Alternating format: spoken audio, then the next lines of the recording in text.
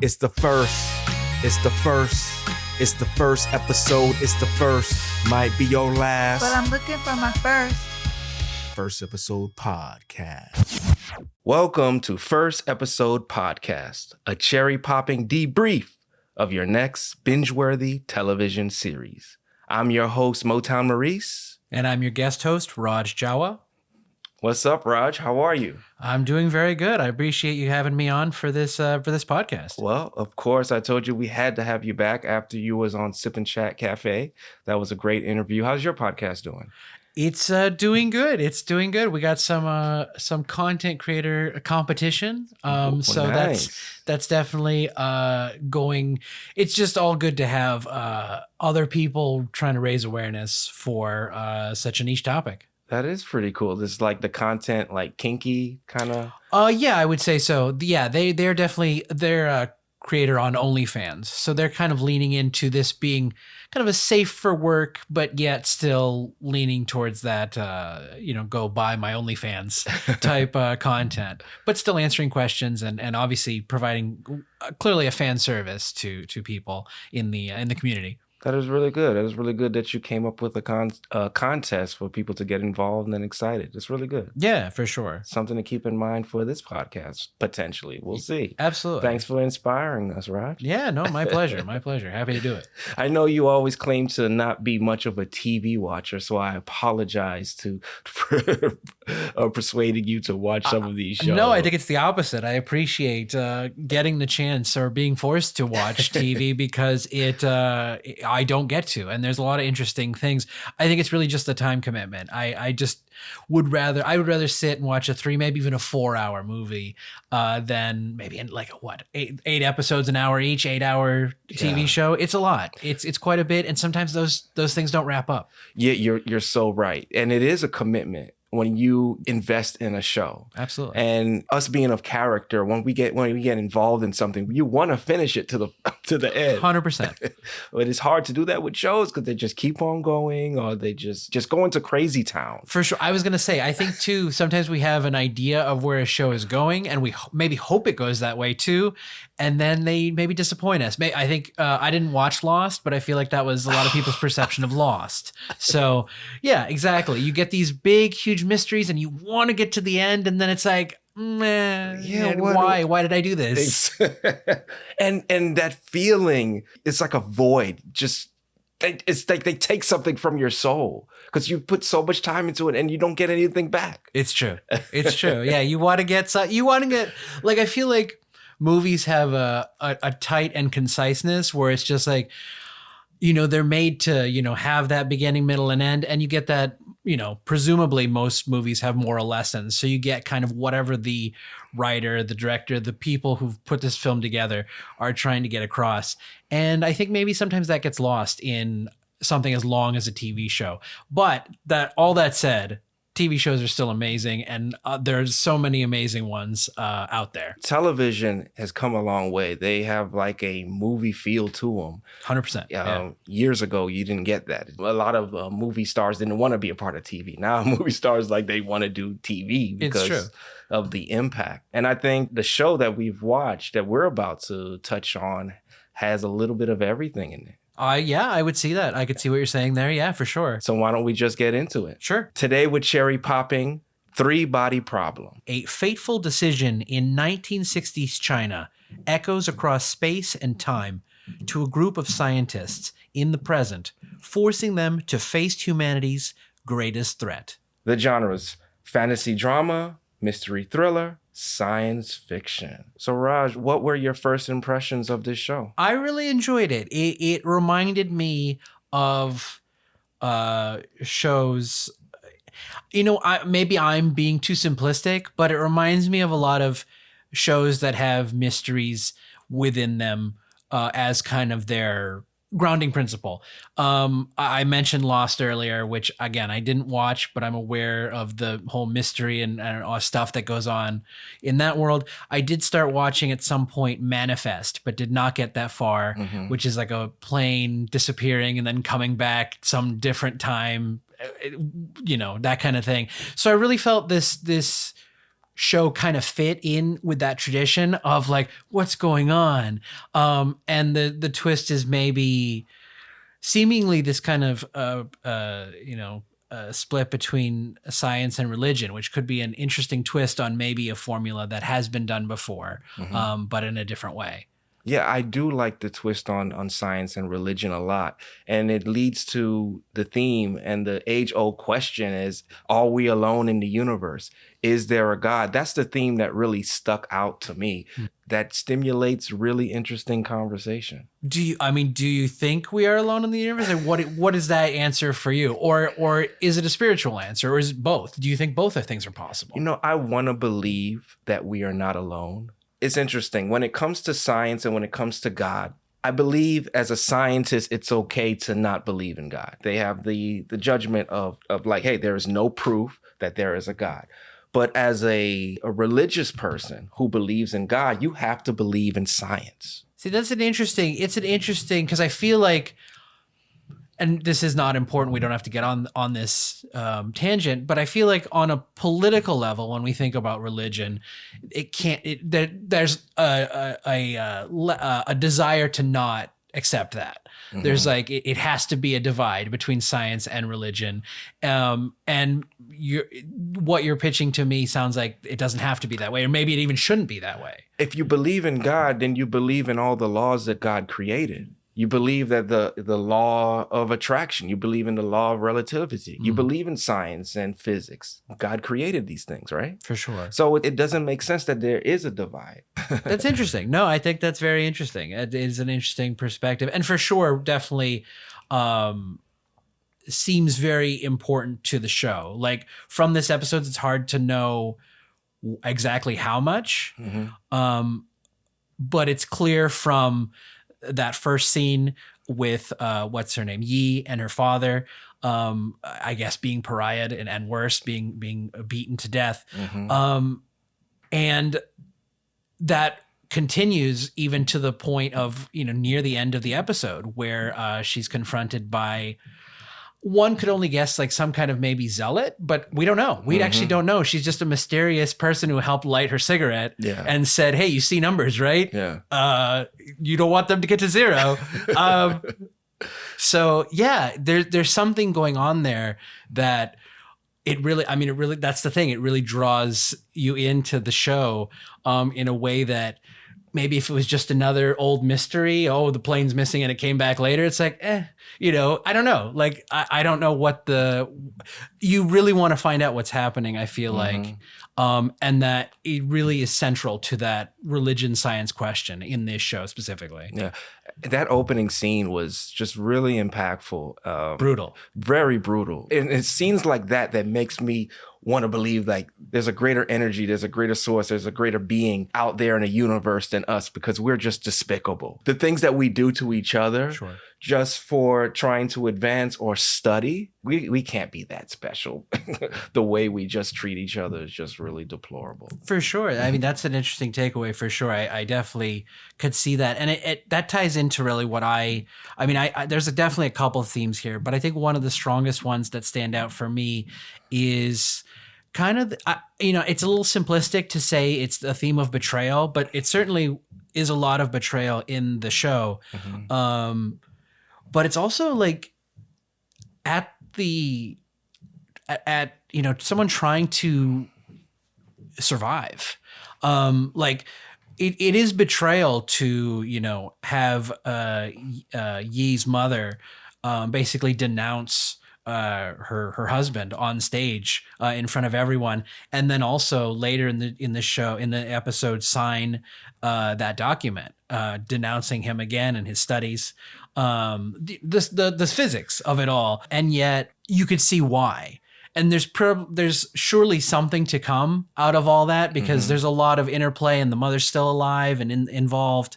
There's something to all of that for sure. I don't know what, but it's definitely an interesting thing to think about. I wanted them to really talk about the betrayal aspect more as the show progresses, ideally, because it is such a pivotal aspect to her growth as a character, the mother's growth as a character, which is not seemingly a major character now, but maybe will be as the show goes forward. Betrayal. Is that something that you've ever experienced in your personal life? I only think in more ethereal terms. Like I think, I mean, thankfully we don't live under an oppressive regime in which we have to make such decisions where we do betray people in such of an ultimate sacrifice as losing their life for their ideas and their values, their virtues.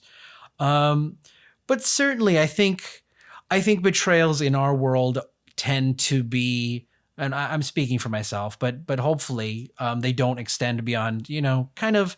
I think they stem from our expectations, and then also like those expectations not being met. A lot of times based on communication, or more clearly a lack of communication generally.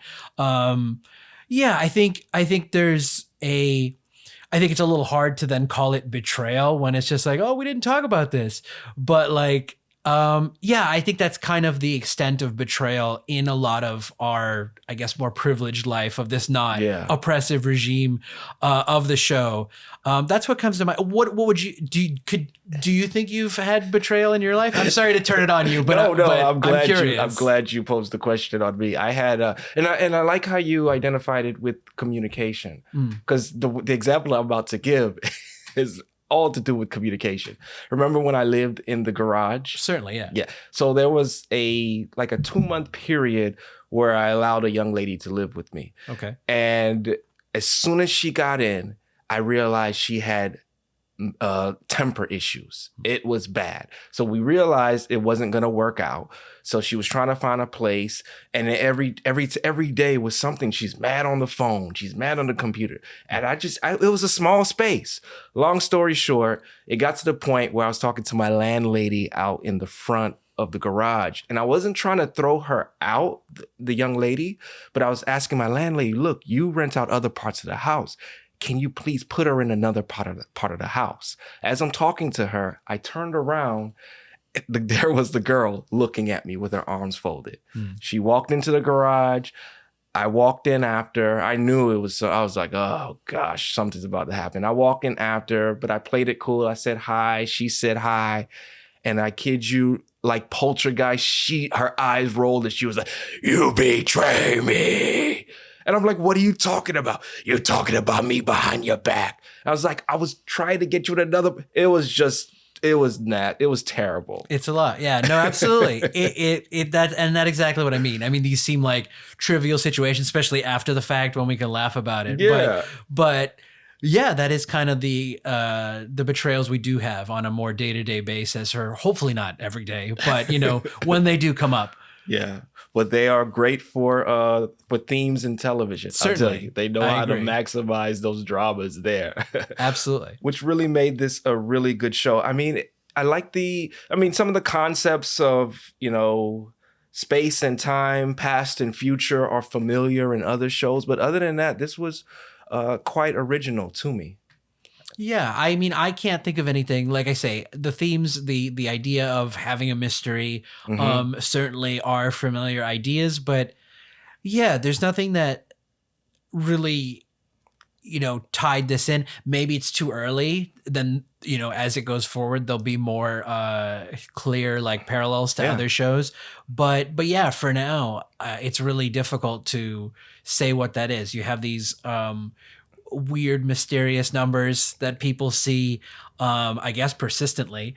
You have people, taking their own life, I guess, because of these numbers or somewhat related to the numbers. Yeah. So it's really hard to, at this point, say like, it's just like that show.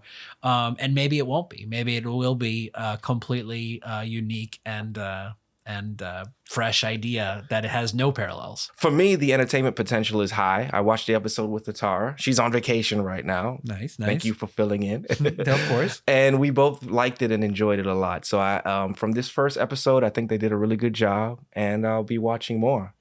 You plan to watch more? I don't know. I mean, I definitely want to. I'm intrigued. I might just not. in favor of other shows I might just commit to further. But yeah, we'll see. Because I do want to find out what's happening. But it's one of those things. It's just like, I think we talked about at the top. Yeah. About like, is this mystery going to be worth it? Is this mystery truly going to be worth it? Should I just read about it later, like on a Wikipedia article? Like, yes. Yeah. Well, this is based on a book. I don't know if you know that it's a trilogy book by a science fiction Chinese author. So they got good source material. That is nice. If you don't want to watch the show, you can read the books. I will say I appreciate that it's not necessarily a Western book, because that is I think maybe often a breath of fresh air in a way that like anime often is. There's often themes and maybe a rawness that I think other cultures will bring to their media that we're more like weary of, and like, I don't want it. That's too violent, or that's too sexual, or that's too, something. I wanted to touch on your comments on commitment. We're committed individuals because, we like to finish things and get it done. Yeah. But I've come to a point where I realize it's okay to not finish certain things. I probably finish more shows than I do video games. Growing up as a kid, you had to beat the game. It was like bragging rights. Sure. But I've given myself the okay to not finish certain video games. And I think it's just how I play games. Some games I play a little bit and sometimes I return, sometimes I don't. But I always enjoy myself. For sure. And I think it's okay to give yourself the permission not to finish a show. Absolutely. Absolutely. I mean, I've definitely been embracing that with the streaming on terms of like not finishing games. So yeah, I'm not, like I said, I started watching, I don't remember, probably sometimes when I was in Boston, watching Manifest. I watched a little bit of OA when I was in Boston. And yeah, these are all shows that are really compelling, and truly I would keep watching them. But to be honest, I'll sit and watch Law and Order because it also is sometimes equally compelling in a way, even if I've seen it before, just because it's whatever formula of TV, it's all right there to get you to sit and watch it. I don't know. And you're speaking of Tara's language right now because she loves Law and Order, and another reason she watches it because it's just familiar territory to her. That's a good. I used to do that with American Dad and Family Guy and whatever I had them on a playlist just over and over, basically. And it makes sense. Sometimes you don't want to think too much when you're watching a show. Right. But if you're watching something familiar, it's just, hey, you're relaxed. You can kind of multitask while you're watching it. So, no, I get it. I kind of do that with South Park. Sure. Yeah. Which is pretty cool. So, as far as cherries are concerned, how many cherries would you give your first episode experience? Oh, man. Given that the fact now that I think about it, because I've never given cherries before, I'm like, oh my God. I think I want to give this 3 cherries to start with. 3 out of 5 cherries. Wow. You're stingy on your cherries. I've always been stingy on my cherries. Tara's a little more liberal.